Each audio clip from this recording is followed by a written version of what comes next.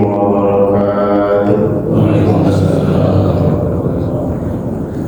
Alhamdulillah, alhamdulillah, summa alhamdulillah, alhamdulillahirabbil alamin, wa bihi nasta'in ala umuri dunya waddin.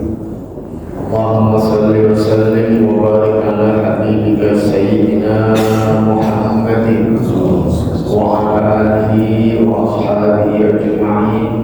Amma ba'du.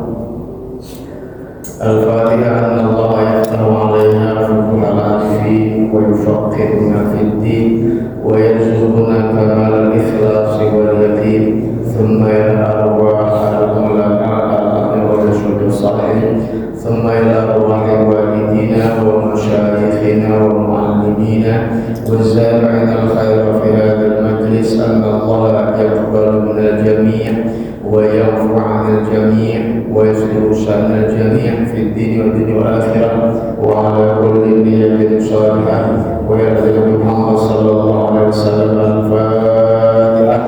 أعوذ بالله من الشيطان الرجيم. بسم الله الرحمن الرحيم.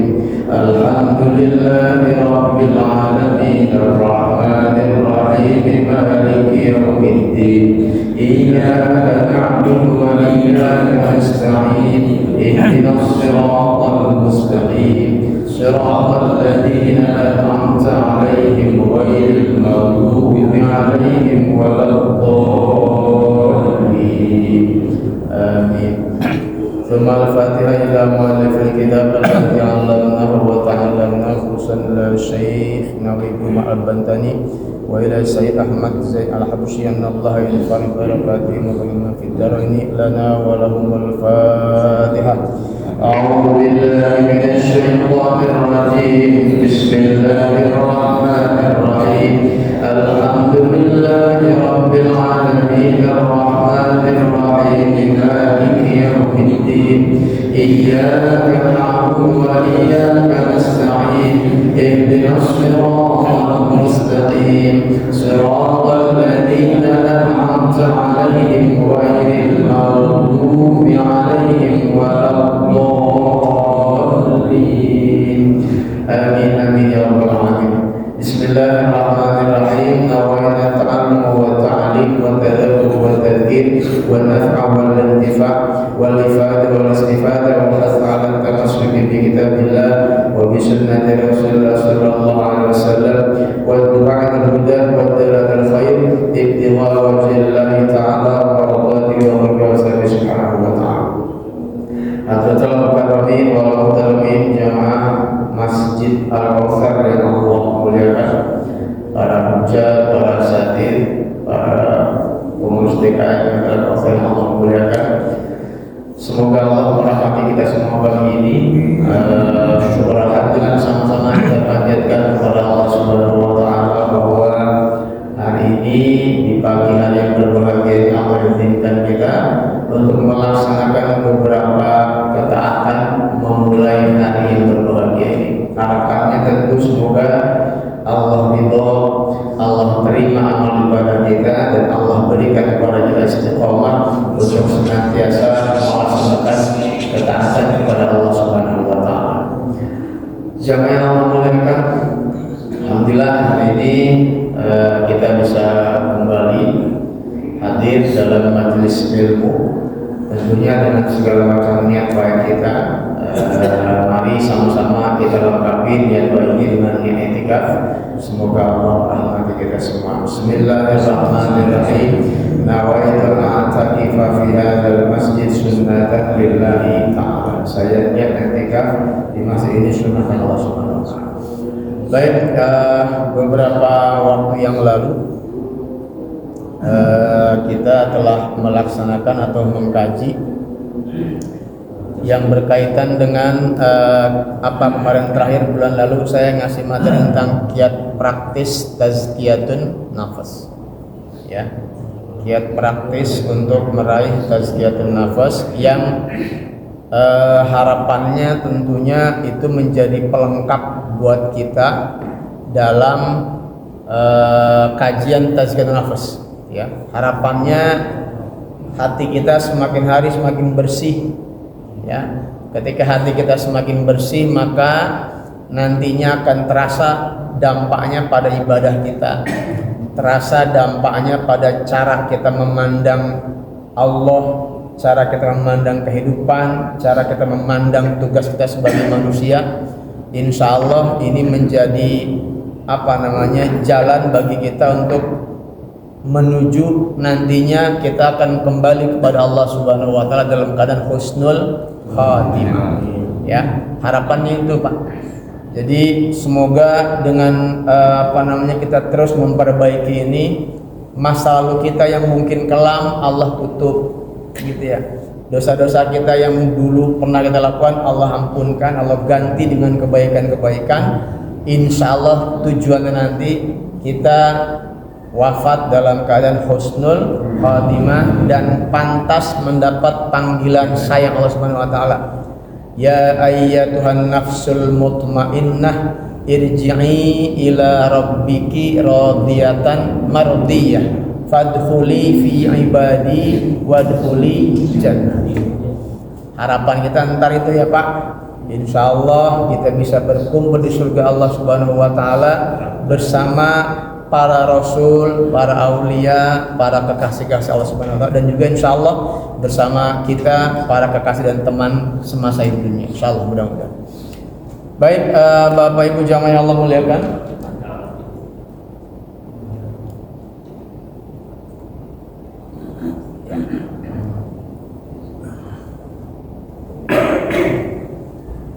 ya tes cek belum apa ya? Ya.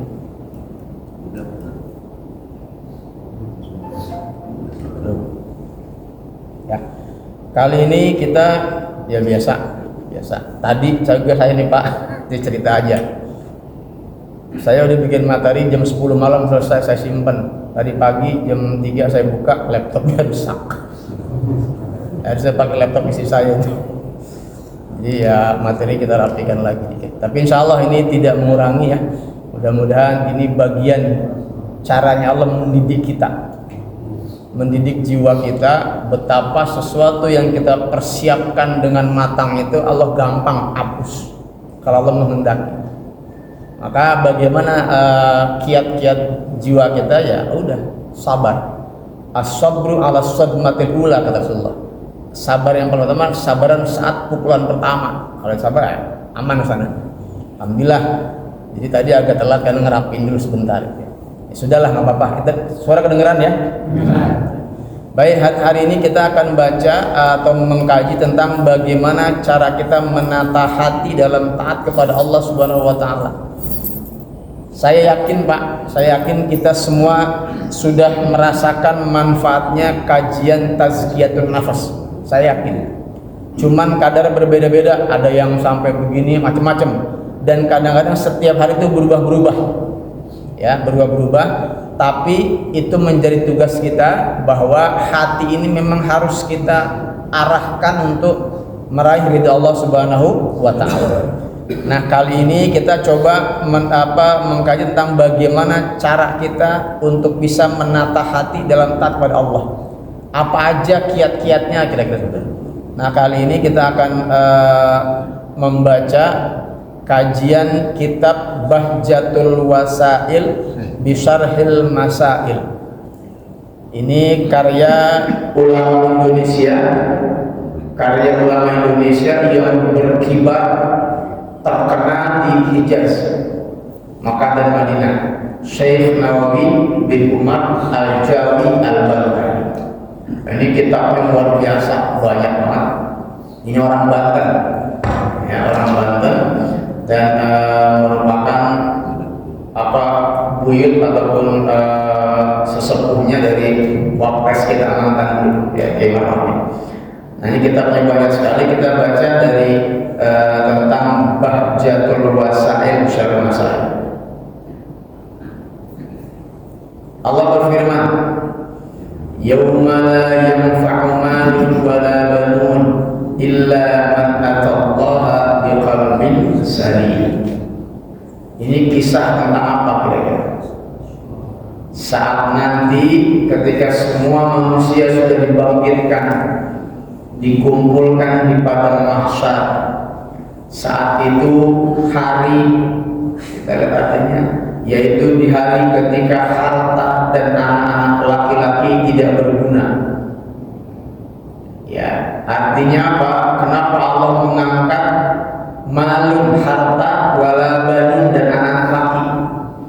Karena harta bisa menjadi kebanggaan buat kita. Dengan harta kadang-kadang kita bisa melakukan apapun. Dengan harta kita bisa meraih apapun. Ya, tidak ada yang tidak bisa dibeli di dunia ini kalau kita punya harta. Demikian pula dengan laki-laki pun demikian. Betapa bangganya kita memiliki anak-anak laki-laki. Dan dahulu di zaman jahiliyah itu orang kalau punya anak perempuan itu sebuah kenistaan, sebuah aib besar. Maka kisahnya Umar bin Khattab sebelum Islamnya, beliau pernah mengubur hidup-hidup anak perempuannya. Karena punya anak perempuan saat itu adalah sebuah aib. Maka yang dicari adalah bagaimana bisa memiliki anak laki-laki. Anak laki-laki bisa disuruh berperang, berdagang dan segala macamnya. Sementara anak perempuan saat itu ya, itu hanya urusannya ya di rumah saja. Bahkan dijadikan budak pelaut biasa saat itu. Maka Allah angkat bahwa harta yang belum kau banggakan di dunia dan juga anak-anak laki-laki yang kau banggakan di dunia tidak bermanfaat sama sekali saat kita sedang berada di padang mahsyar. Illa man atallaha biqalbin salim. Yang manfaat apa? Adalah orang-orang yang membawa hatinya menghadap Allah dengan hati yang bersih. Nah, target kita biqalbin salim. Kita punya menjadi orang yang memiliki hati yang bersih. Salim diartikan dengan bersih atau juga selamat atau juga sehat. Nah, pertanyaannya, kita sudah bersih apa hati kita selama ini? Sudah bersih belum, Pak? Kadang bersih, kadang itulah itu. Ya. Tapi yang paling bagus adalah orang yang selalu merasa hatinya belum bersih sehingga ia terus berusaha membersihkan hati. Yang bahaya itu kalau kita sudah merasa hati kita paling bersih sehingga kita paling dekat dengan Allah sehingga menganggap orang lain rendah. Itu bahaya. Maka terus kita kaji ini dalam rangka menghadap Allah nantinya dengan qalbun yang salim, hati yang bersih. Kemudian Rasulullah bersabda, dan ini sudah kita tahu semua ya, kata Rasulullah, ketahuilah sesungguhnya di dalam jasad itu ada segumpal daging, jika ia baik maka akan baik seluruh jasadnya, dan jika ia rusak maka rusak pula seluruh jasadnya. Ketahuilah itu adalah hati. Hadis Al-Bukhari dan Muslim riwayat. Ini sudah sama kita tahu. Inna fil jasadi mudghah, ada segumpal daging. Kalau bersih, kalau baik, maka seluruhnya akan baik. Maka dari sini kita bisa lihat bahwa hati itu adalah raja. Dulu kita pernah bahas hati raja, kemudian bala tentaranya yang ada tubuh kita. Tangan, kaki, mata itu bala tentara. Kalau hati kita bersih, maka bala tentara akan diajak untuk melaksanakan kebaikan-kebaikan. Sebaliknya, kalau hati kita kotor ya, bersebaliknya pula akan diajak untuk melaksanakan keburukan-keburukan. Maka terus target kita memperbaiki hati, mengobati hati. Ya. Nah, maka dalam kitab Bahjatul Wasail, qala radhiyallahu al-muallif berkata, wa min ta'atil qalbi al-iman billah wal yaqin wal ikhlas wat tawadhu wan nasihah lil muslimin was safa. Ini dalam pasal ini Pak banyak Syekh Nawawi menampilkan ada ada sekitar 18. Kita bertahap saja, ya. Bahwa hati kita ini harus diarahkan untuk taat kepada Allah Subhanahu wa Ta'ala. Dan di antara caranya untuk mengajak hati kita taat kepada Allah Subhanahu wa Ta'ala ini ada sekian. Yang pertama, al-imanu billah, iman kepada Allah. Kalau saya tanya, Pak, kita sudah beriman kepada Allah belum? Sudah belum? Sudah. Ada berapa rukun iman? Ada 6. Masih hafal ya? Masih hafal ya? Kita paling dulu belajar ketika TK ini belajarnya. Rukun iman 6. 1, iman kepada Allah.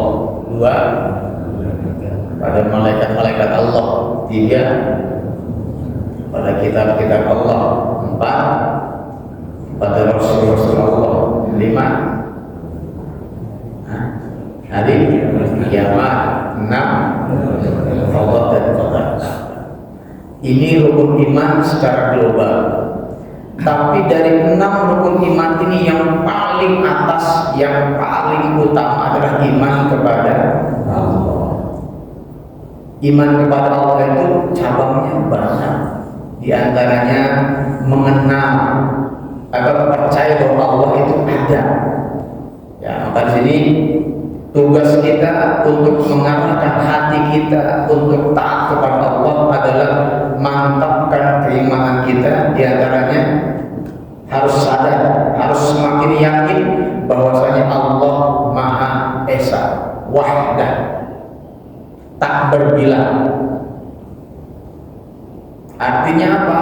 Ketika kita menganggap dan meyakini Allah Maha Esa, tidak ada yang lain, maka jangan sembah selain Allah. Jangan menjadi hamba selain hamba Allah. Udah begini belum kita? Kadang-kadang ya manusia, kadang-kadang ya kita dari sini buahnya apa? Buahnya bertawakal hanya kepada Allah Subhanahu wa Ta'ala, bukan kepada yang lain. Kalau kita bergantunglah hanya kepada Allah. Berserah diri hanya kepada Allah. Minta hanya kepada Allah. Udah begitu belum kita? Kadang-kadang ya, kadang-kadang kita masih ngarepin orang, berharap kepada orang. Kalau orang enggak melakukan apa memenuhi harapan kita, waduh, kayaknya hancur dunia. Nah, ini ternyata yang menyebabkan hati kita kadang-kadang tidak mantap iman kepada Allah. Kemudian sadar harusnya bahwa Allah Maha tahu, Allah tidak bisa dibohongin, Allah nggak bisa dibodohin. Sudah begini belum? Kadang-kadang ya kita kadang-kadang depan orang kita kelihatan alim, begitu sendirian Allah kita cuekin. Padahal Allah alimun basirun, Allah Maha tahu, Allah Maha melihat. Maka seringkali hati kita ini ternyata tidak dalam ketaatan.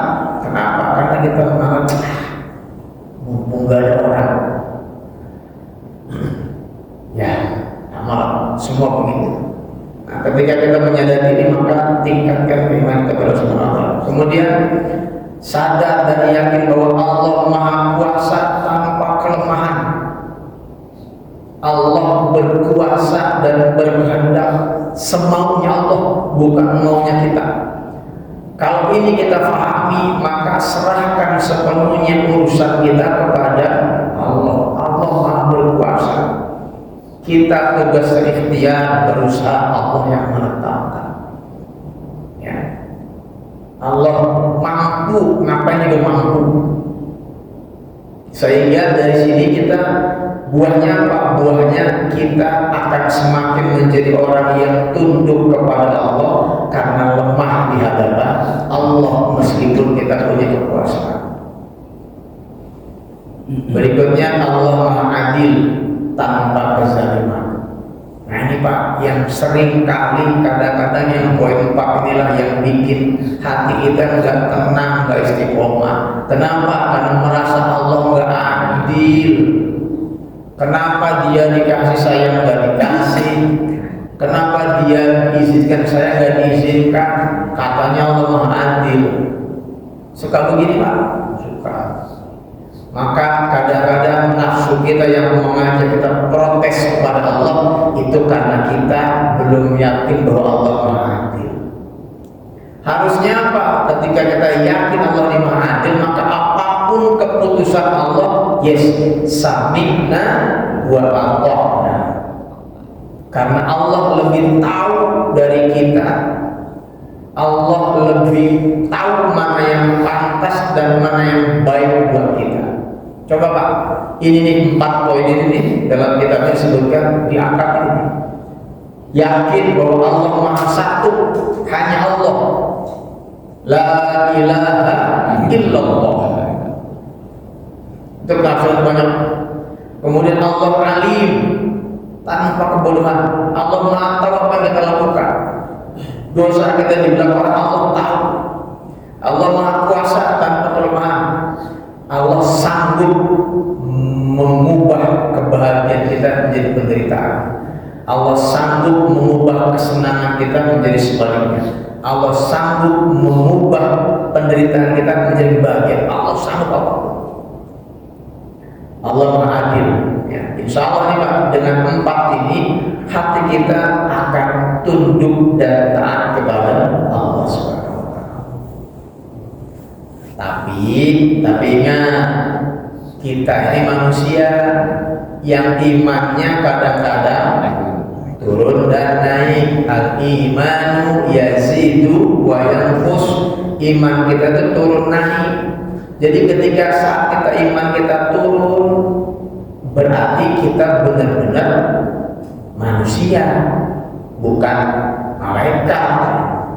Ingat ya. Maka apa Rasulullah pernah bersabda, jadidu imanakum bi la ilaha illallah. Perbaiki terus-menerus keimananmu dengan mengucapkan la ilaha illallah. Pak, sudah mengucapin la ilaha illallah tiap hari berapa kali itu tanya? Ustaz, saya mah itu kalau pas tahlilan doang ada yang meninggal, saya tahu kalau enggak. Padahal ini kalimat yang masya Allah luar biasa. Lidah kita gampang, ya enteng, tapi Allah akan menjadikan ini sebagai syarat kita meraih rahmatnya di akhirat nanti. La ilaha illallah 100 kali atau 10 kali atau 35 kali silakan. Enak duduk habis subuh gitu ya, atau maghrib. Dan lain-lainnya kalimat-kalimat yang diajarkan dalam semua tarekat, macam-macam cara, ya semuanya. Ini Rasulullah bilang, perbaiki imanmu dengan memperbanyak ucapan la ilaha illallah, tambahin Muhammadur Rasulullah. Jadi Bapak bisa banyak literasi-literasinya, banyak Bapak bisa baca betapa faedah dalam banyak orang. Luar biasa. Ini yang pertama nih, ya. Jadi pertama tugas kita untuk menjadikan hati kita taat dalam qaul Subhanahu wa ta'ala adalah menjaga dan meningkatkan keimanan kita. Jaga jangan sampai hilang, tingkatin iman kita turun. Nah, ya, sekarang memang banyak Pak yang imannya karena tipis banget, imannya dapat digantikan dengan 1 kardus mie instan. Alhamdulillah. Banyak ya. Luar biasa.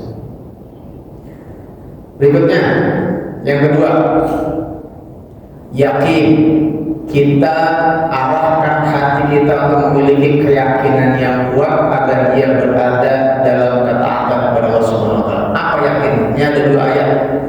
Al-Imran ayat 19 dan Al-Imran ayat 85. Yang pertama, benar-benar yakin dalam hati kita sebagai muslim bahwa Islam adalah agama yang paling benar dan diterima di sisi Allah. Ini harus kita tanamkan dengan keyakinan yang kuat dan mengakar dalam jiwa kita sehingga menghapus segala keraguan.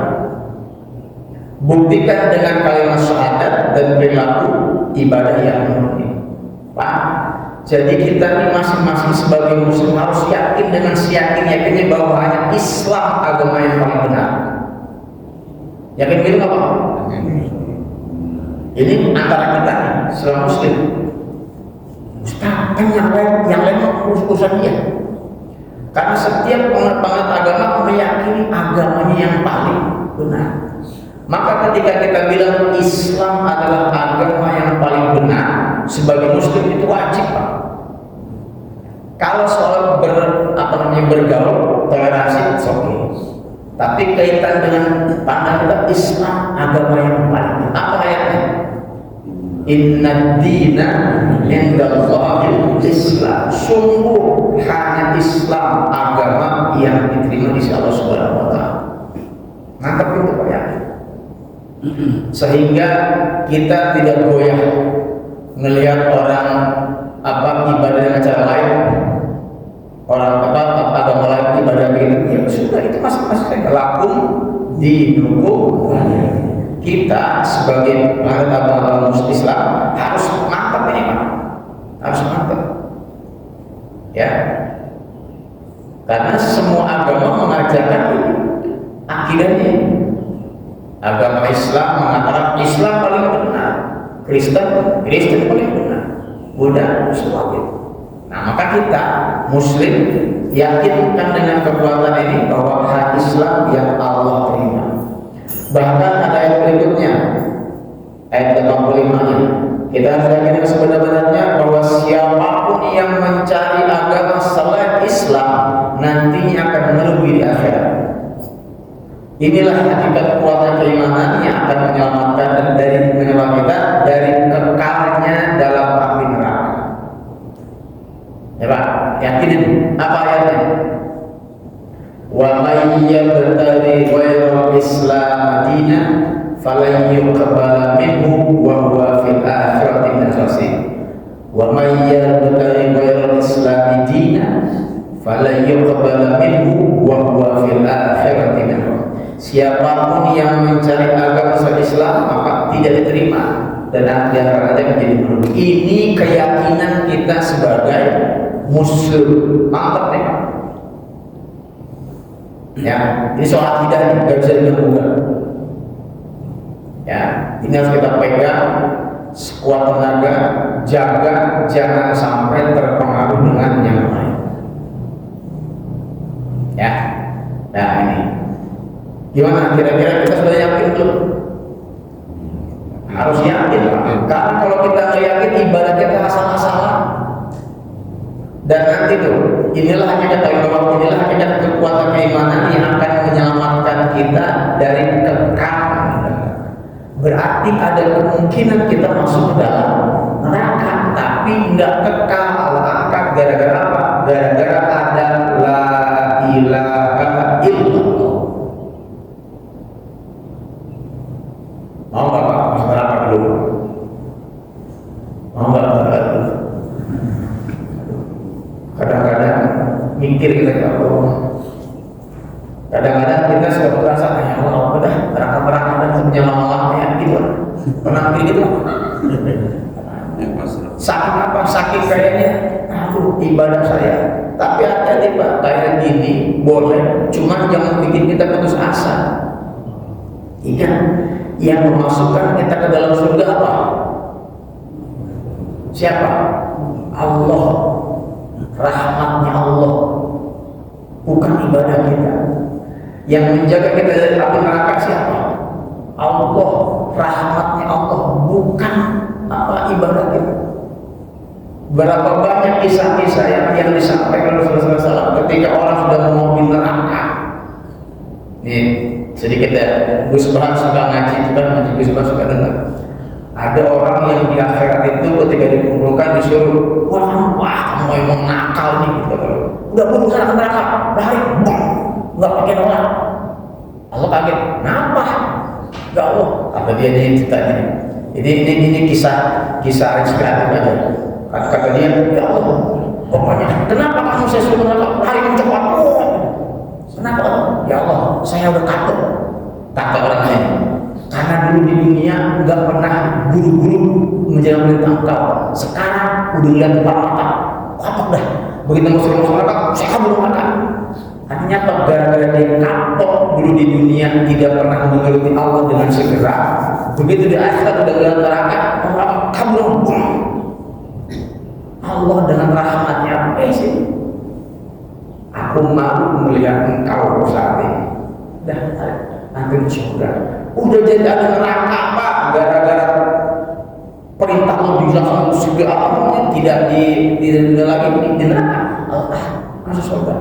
Siapa yang bisa membuat seperti itu Allah Subhanahu wa taala? Maka tetap optimis akan masuk surga, tapi jangan kebangetan optimis. Kita tidak boleh putus asa. Allah Maha Rahim, Allah Maha Rahman. Maka teruslah cari ibadah-ibadah yang mengandung rahmat Allah Subhanahu wa taala. Gitu. Jadi seperti itu, makanya berharap tidak masuk neraka. Kalaupun masuk neraka, jangan kekal. Maka ada Syekh Abu Nawas, ilahi lastu lil firdausi a'la, ya Allah, kalau masuk surga Firdaus makanya saya nggak cocok dan nggak pantas. Tapi wala aqwa ala naril jahannam, tapi neraka juga nggak kuat ya Allah. Ini ratapan rayuan ya Allah hamba kepada Tuhan. Ya Allah, masuk surga kayaknya nggak pantas deh. Tapi neraka juga nggak kuat. Maka yang bisa kita faham li taubatan wa firli Allah. Yang penting mah engkau bisa menerima taubatku dan mengampuni dosaku. Terserah nantinya engkau tentukan dimanapun, aku terima. Apalagi kalau mengikuti mazhabnya Rabi'ah al-Adawiyah. Ya, yang pernah saya sampaikan dulu. Neraka, ya Allah, kalau aku mencintai engkau karena aku takut aku pengen masuk surga, hancurin surga, jangan kasih aku masuk surga. Kalau aku mencintai karena aku takut neraka, cemplungin aku, bakar selamanya di neraka. Aku nggak peduli di neraka atau surga, aku nggak peduli. Yang penting izinkan hatiku untuk bisa mencintai. Masuk ke surga silakan, neraka silakan, yang penting desain sedikit hatiku bisa mencintai. Itu bagian dari keyakinan, Pak. Keyakinan yang akan mengarahkan hati kita senantiasa taat kepada Allah Subhanahu wa taala. Ya, ini. Berikutnya, yang ketiga apa? Ikhlas. Ini sering, Pak. Sering kita dengar ikhlas. Ya. Tapi sudah melakukan belum? Sudah. Cuma tadi kadang on, kadang off. Itulah kita. Dalam hal ini ikhlasnya adalah membersihkan semua indera yang zahir ataupun yang batin dari segala akhlak yang tercela dalam kaitannya dengan harapan kepada selain Allah. Ibadah jangan ada riya, ibadah jangan ada sum'ah. Riya itu apa? Riya itu kepengen dilihat orang, berharap orang melihat kita. Sum'ah berharap orang mendengar kebaikan kita. Maka sekarang berat nih Pak, riya dan semuanya berat banget sekarang. Kenapa? Karena sekarang zamannya viralisasi. Ya, semua diviralkan, termasuk kita kerja. Kalau nggak ada fotonya, nggak ada kerja. Ya, saya nikahin harus ada foto, Pak. Kalau nggak di foto dia nggak nikahin. Ya, harus ada bukti fisiknya. Tapi ingat Pak, semakin tinggi godaan dan ujian kita, tapi kita bisa melaksanakannya, maka pahalanya pun semakin besar. Ria, sum'ah, ujub, merasa paling hebat, takabur, paling gede, yang lainnya enggak. Ini bersihkan nih hati kita, supaya ibadahnya ikhlas lillahi ta'ala. Udah begitu belum? Udah ya? Tapi kadang-kadang kalau lagi benar Ustaz, saya ikhlas banget. Tapi kalau lagi enggak, gitu dah. Nah, semua gitu. Tapi ini adalah silabus buat hati kita, terus didik. Begitu melenceng, tarik lagi, melenceng, tarik lagi terus supaya tetap senang dan berikhlas. Kan inilah poin yang akan mengantarkan kita, hati kita taat pada Allah. Nih prinsipnya, jangan berharap terima kasih dari makhluk, namun tetaplah berterima kasih kepada makhluk. Apa maksudnya? Bapak kalau ngasih, memberi, jangan berharap terima kasih dari orang. Terima kasih dulu, terima kasih amat, nah gitu. Itu sebenarnya kadang-kadang ucapan bercanda Pak, tapi kalau lama-lama terus itu hati kita tuh nagih. Betul Pak? Orang udah ditolong Pak, terima kasih sama sekali. Apalagi kalau kita lihat, waduh, ini dulu nih, wah, murid saya banyak gitu. Itu Pak bisa menggoda, merobohkan keikhlasan. Jangan berharap makhluk terima kasih kepada kita, karena hakikatnya apa yang kita beri itu adalah pelaksanaan perintah Allah. Kita lagi membagi, menyalurkan titipan Allah. Kudunya diterima kasih pada siapa? Kepada Allah, bukan pada kita. Maka jangan berharap terima kasih dari makhluk. Tapi kalau kita dikasih, maka pastikan adab kita untuk senantiasa berterima kasih kepada makhluk. Karena apa kata Allah? Man lam yashkurin nas lam yashkurillah. Orang yang tidak mampu bersyukur kepada manusia dianggap tidak bersyukur kepada Allah. Ya, jadi kalau kita memberi, jangan berharap orang terima kasih kepada kita. Tapi kalau kita menerima, terima kasih. Karena terima kasih kita kepada manusia dianggap sebagai terima kasih kita kepada Allah. Ini adab. Nanti Bapak kalau misalkan ngasih orang terus nggak terima kasih, hati kita nagih itu Pak. Ingat, oh iya kan gue udah ngaji, dia belum masuk, nanti belum ngaji. Jadi terima kasih dong bro, jangan. Itu aja yang kecil ya. Tapi kita tetap menjaga adab untuk berterima kasih kepada. Nah ini yang sama sabda dan kita sebutnya, siapa yang mengikhlaskan dirinya karena Allah selama 40 hari, maka akan tampak sumber-sumber hikmah yang keluar dari hatinya melalui ucapan lidah. Ya, man akhlasu lillah arba'ina yawman. Siapa yang menjaga keikhlasannya 40 hari. Coba. Mulai sekarang nih, hitung 40 hari ke depan. Tiap hari ikhlas. Maka nanti akan tampak dari kita sumber-sumber hikmah yang keluar dari mulut kita. Seolah-olah yang kita ucapkan hanya yang baik, hikmah dan itu luar biasa. Ya, ikhlas yang ketiga. Sudah belum? Sudah. Cuma tadi, ya, ingat ini harus kita latih hati kita. Pak, berubah setelannya. Tadi mau udah bagus Pak. Setelannya berubah. Tawadhu, apa tawadhu Pak?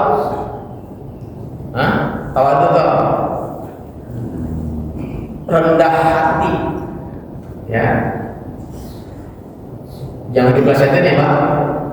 Kalau diplesetinnya tawadhu itu apa artinya? Tahu warna duit. Jangan diplesetin. Yang kedua itu cuma tawadhu beneran, bukan tawadhu. Tawadhu artinya rendahan. Apa itu nih? Tidak memandang dirinya lebih baik dan lebih utama dari orang lain, bahkan sebaliknya memandang dirinya sebagai pendosa dan lebih mulia. Ini Pak, tawadhu itu luar biasa, berat. Ya, mengapa? Karena hati kita, penciptaan manusia itu unsurnya macam-macam. Ada unsur hewan, ada unsur syaitan, ada unsur malaikat, gitu ya. Jadi kadang-kadang ada rasa-rasa kepengen merasa lebih baik, dan ini penyakit setiap orang. Penyakit setiap orang. Apakah tawadhu ini hanya hanya harus bagi orang kaya saja, Pak? Orang miskin boleh tawadhu? Harus. Sama aja. Kadang-kadang kan begitu, orang entar kalau orang miskin nih memandang orang kaya, entar ya akhirat gua duluan masuk surga, kata orang miskin.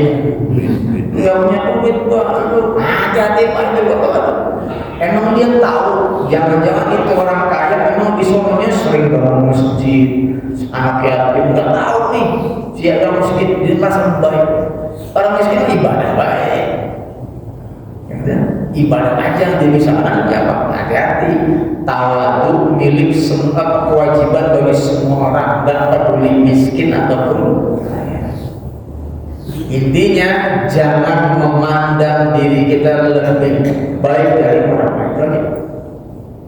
Dulu kita pernah bahas ini, kata apa namanya, Abu Jalan itu, kalau kita melihat orang yang anak kecil, lihat ya Allah dosa dia masih sedikit, saya ada banyak.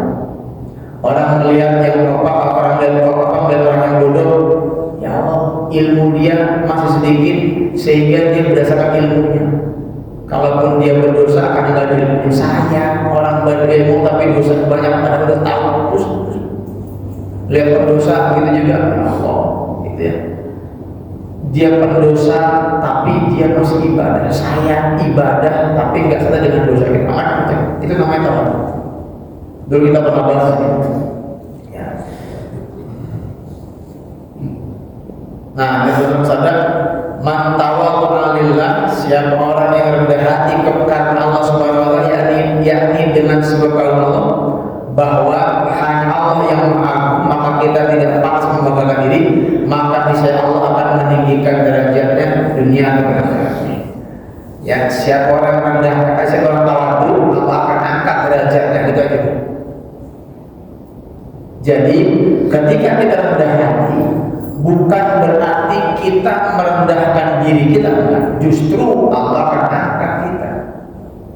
Ini susah Pak, berat banget. Apalagi kalau kita misalkan ngadepin orang-orang yang hormat, yang semangatnya tinggi, ilmunya kurang. Wah, aduh, itu luar biasa. Hati jaga hati kita, ajak terus untuk bisa tawadhu. Ingat, ketika tawadhu akan Allah angkat derajat kita. Kata Rasulullah, sebaik-baik ibadah adalah tawadhu. Ya, ketika kita sujud itu bentuk tawadhu kita kepada Allah. Hanya orang yang sombong yang tidak pernah mau sujud. Kenapa? Karena meletakkan kepala sejajar dengan dengkul dan kaki.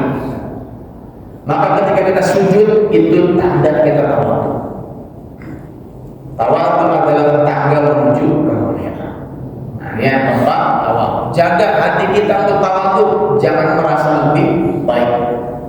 Meskipun kelihatannya memang kita rajin ibadah, meskipun kelihatannya kita alim dan sebagainya, ingat jangan pernah merasa lebih baik. Itu aja. Dan jaga masing-masing.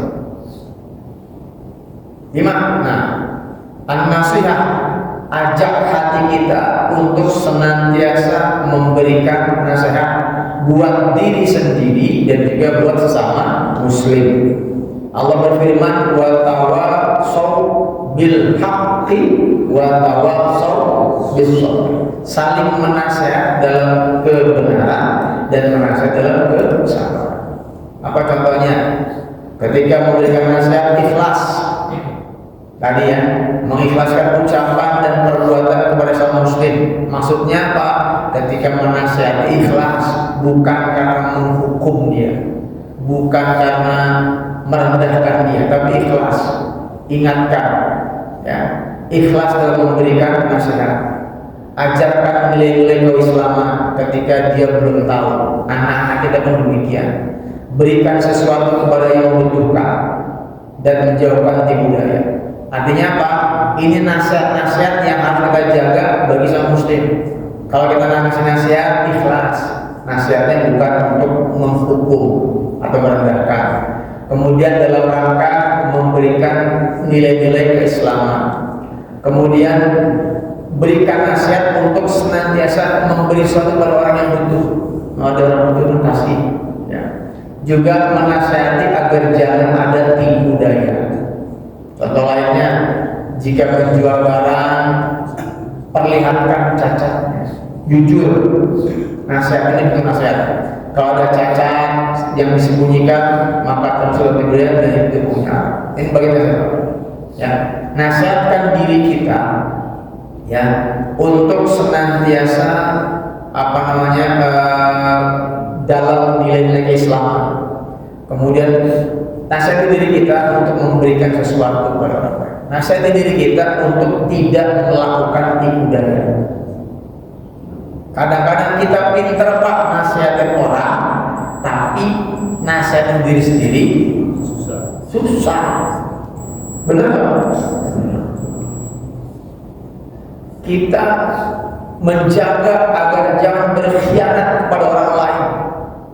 Ustaz, kalau berkhianat itu adalah tanda orang munafik. Wa idza tumina khana, kalau dipercaya berkhianat.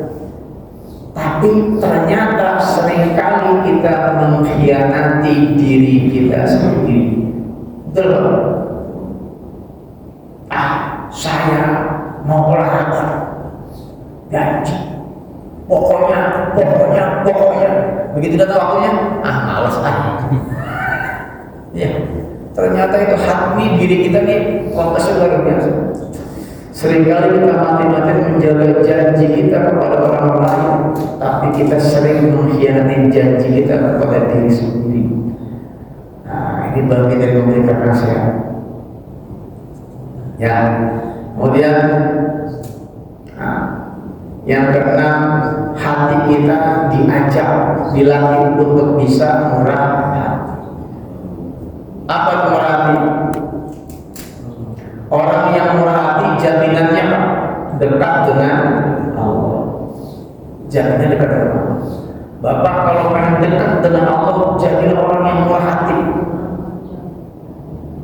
Murah hati itu bukan hatinya dibawa panah air, bukan. Masih murah hati itu dermawan. Allah kata Allah, wallahu fi aunil abdi ma dama al-abdu fi auni akhi. Allah akan senantiasa menolong hambanya selama hamba tadi juga menolong orang lain. Ya, maka cara kunci untuk dekat dengan Allah ini dermawan, murah hati. Apalagi jaminannya? Dekat dengan Nabi. As-sakhiyyu min as-sakhawat. As-sakhiyyu qaribun min Allah, qaribun minni, kata Rasulullah. Jaminannya. Terus jangan ba'idun min azabillah, terus Allah. Maka tadi kalau misalkan kita nggak pengen masuk neraka, jadi orang yang murah hati, dermawan, kemudian tidak masuk neraka. Ya, kemudian ketika masuk surga, temannya siapa? Rasulullah. Ini jaminan buat orang yang murah hati. Pak, kita udah murah hati belum? Kadang-kadang hati kita tuh memang begitu, kadang-kadang. Tapi ini Pak, ini jaminan motivasi ini.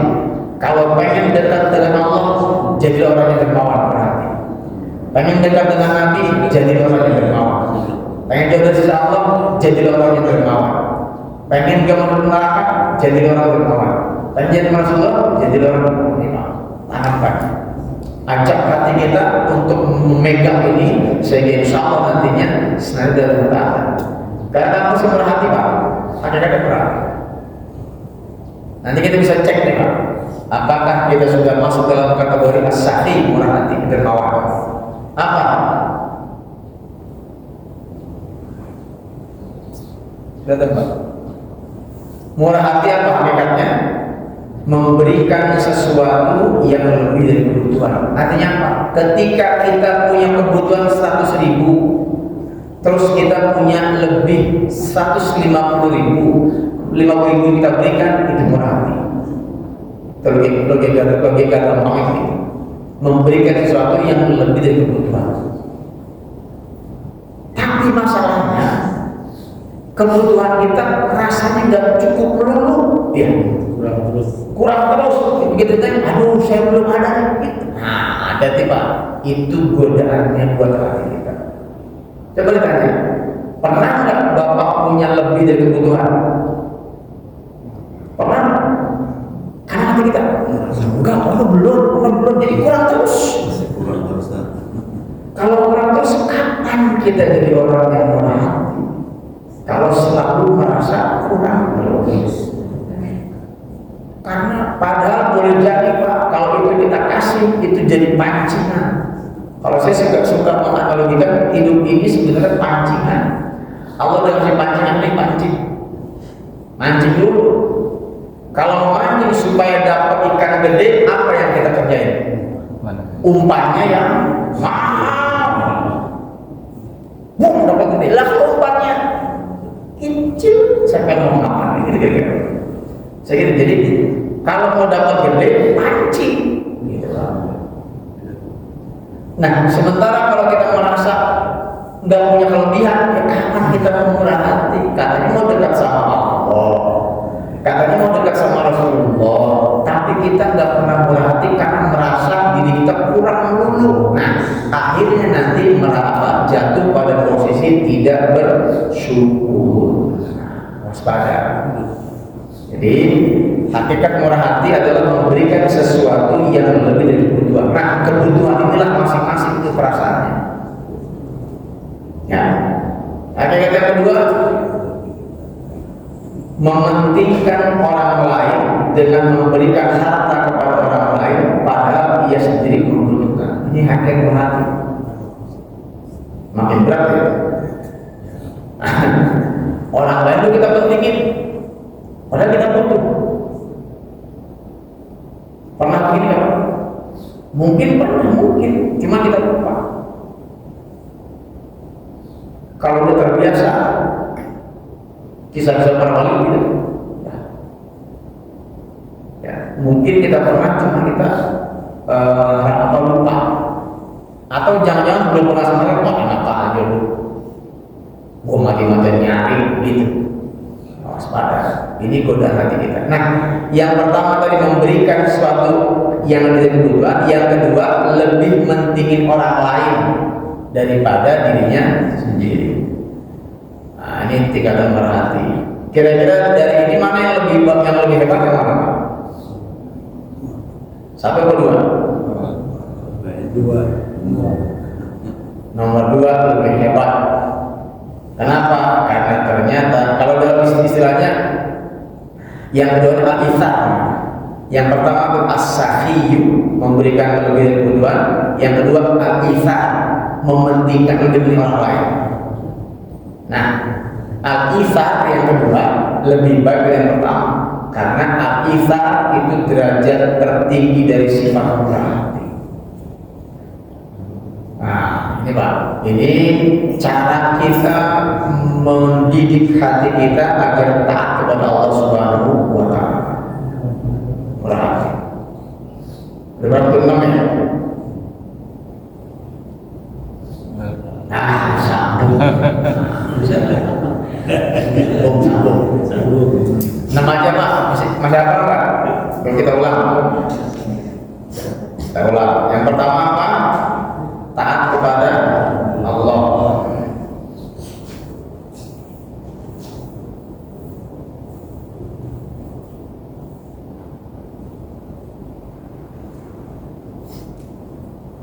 Ya, iman kepada Allah Subhanahu Wa Taala. Ketika satu, ajak hati kita untuk terus menjaga keimanan kita kepada Allah Subhanahu Wa Taala. Dan ini tugas kita setiap saat. Ya, setiap saat. Jangan nunggu Ramadan. Kadang-kadang ketika Ramadan baru wah, jangan nunggu Ramadan. Setiap saat. Ya, ini poinnya. Allah Maha Esa, Allah Maha Tahu, Allah Maha Kuasa, Allah Maha Adil. Insya Allah ini cara kita lebih mengenal Allah Subhanahu Wa Taala. Yang kedua, yakin yang mantap. Yakin yang mantap. Hanya Islam. Ya, ibadah kita hanya Islam yang Allah terima. Ya, jangan cari yang lain. Yang ketiga, ikhlas. Jangan riya, jangan sum'ah, jangan ujub. Ya, jangan berharap terima kasih dari makhluk. Ya. 4, tawadhu, tidak merasa lebih baik dari orang lain. 5, senang memberi nasihat, terutama pada diri sendiri. Nasihat dalam ajaran agama Islam, jangan melawan tipu daya. Nasihat untuk menjadi orang yang murah hati. Yang kelima, baru murah hati. Ini jaminannya, dekat dengan Allah, dekat dengan Nabi, jauh dari azab Allah, jauh dari neraka, dan jadi teman Rasulullah di surga. Sementara lawannya orang yang bakhil, yang pelit, apa? Jauh dari Allah, jauh dari Nabi, terus dekat dengan siksa Allah, masuk neraka. Ya, berarti jauh dari surga ya. Dan nanti di neraka temannya siapa? Iblis. Ya, pilih mana silakan. Nah, berikutnya ini yang terakhir. Nah, 6 dulu. Kalau nggak salah ada 18 atau 17.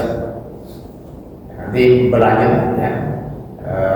Insya Allah pelan-pelan supaya kita benar-benar terarah, gitu ya.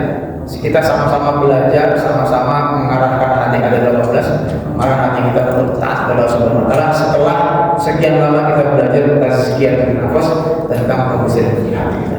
Baik, sampai sini ada yang mau disampaikan. Bapak Ibu, Bismillahirrahmanirrahim. Barangkali sebelum ditutup dengan doa, silakan bergabung yang ada sesuatu yang diskusikan bersama. Kayaknya Pak, tinggal kita praktekin ya Pak.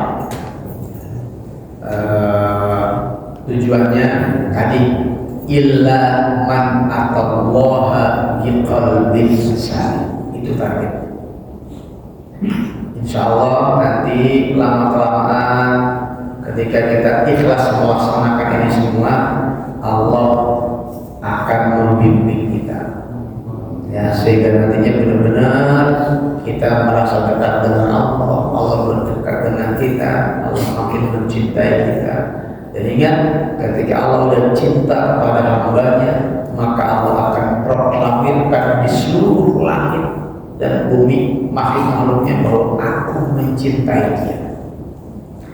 Maka saksikan, rasakan nanti ketika semesta memudahkan kita, karena Allah telah mencintai kita. Nah, ini buah dari tazkiyatun nafas, buah dari hati kita yang kita bawa untuk taat kepada Allah. Maka itulah yang dirasakan para wali-wali Allah. Ya, mereka tidak lagi khawatir tentang rezeki yang akan diterima, tidak lagi khawatir dengan bahaya yang menimpa. Kenapa? Karena Allah sudah menyuruh kepada semesta ini untuk jaga itu. Aku cinta kepadanya. Kalau udah seperti itu Pak, apa lagi yang kita cari? Ya, bismillah, mudah-mudahan dari kajian-kajian ini targetnya kita memiliki qalbun salim dan nanti bisa kembali kepada Allah Subhanahu Wa Taala dengan membawa nafsu al-mutmainnah. Nabi ya Rabbal Al-Fatihah. A'udzubillahi minasyaitonir rajim. Bismillahirrahmanirrahim. Alhamdulillahi rabbil alamin. Arrahmanir rahim. Maliki yaumiddin. Iyyaka na'budu wa iyyaka nasta'in. Ihdinas siratal mustaqim. Shiratal ladzina الذين أنعمت عليهم غير المغضوب عليهم ولا الضالين آمين. بسم الله الرحمن الرحيم. الحمد لله رب العالمين. اللهم صل على سيدنا محمد وعلى آل سيدنا محمد. اللهم انفعنا بما علمتنا وعلمنا ما ينفعنا وارزقنا علما تنفعنا. اللهم إنا نستودعك ما علمتنا فارده إلينا عند حاجتنا إليه. اللهم اجعل جمعنا هذا جمعا مباركا مرحوما وتفرقنا من بعده تفرقا مباركا معصوما ولا تدع اللهم فينا ولا حوالينا ولا ممن يسمعنا شقيا ولا مطرودا ولا محروما برحمتك يا ارحم الراحمين. ربنا تقبل منا انك انت السميع العليم وتب علينا انك انت التواب الرحيم. ربنا آتنا في الدنيا حسنه وفي الاخره حسنه وقنا عذاب النار.